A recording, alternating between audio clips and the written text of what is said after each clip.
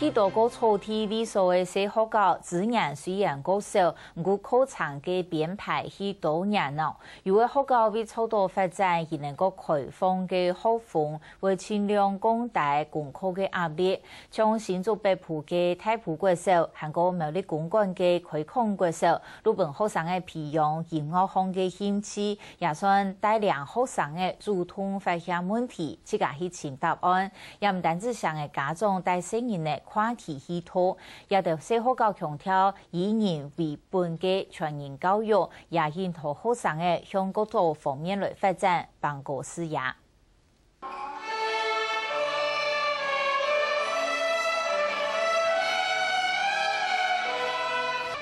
当然，今日子看出来，两对学生学习精神当好，也先逐渐维持公派民间的信仰小学，北部向太平国小学生研究出来好听音乐。各方规定，学生在学校6年之内，学校启蒙一种乐器，希望学生对学校之外，是培养兴趣，来主动学习含较多年的知识。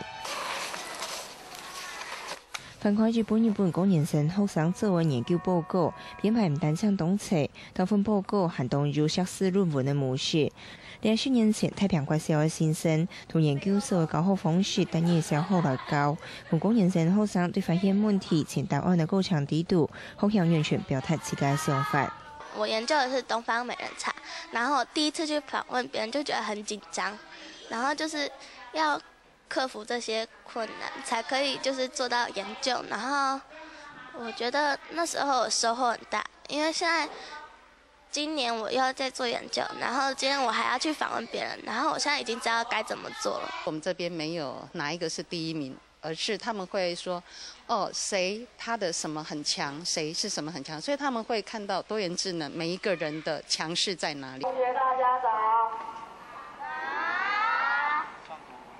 教官强调，学校低度莫站排名的，还有苗栗公馆开矿国小。就算开会的时间到了，学生活动更减少，像全学校的师生报告。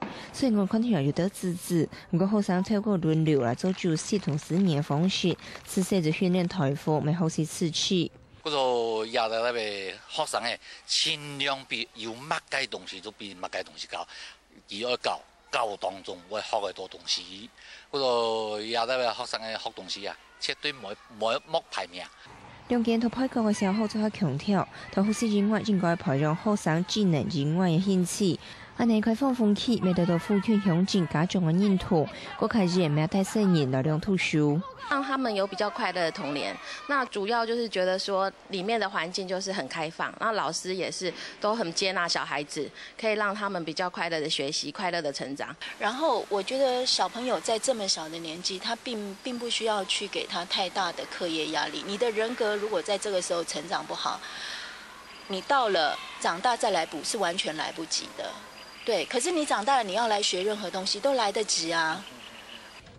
了苗栗开矿国小，所有205个学生来读书，我敢若是故意系菜体的学生。全球太平国小全学校的学生对本来认识外界，当年增加12%，也增加到200外界。同多家长讲，就近来多年许多讲，小学校的学生人数较少，师生同家长的沟通没有较好。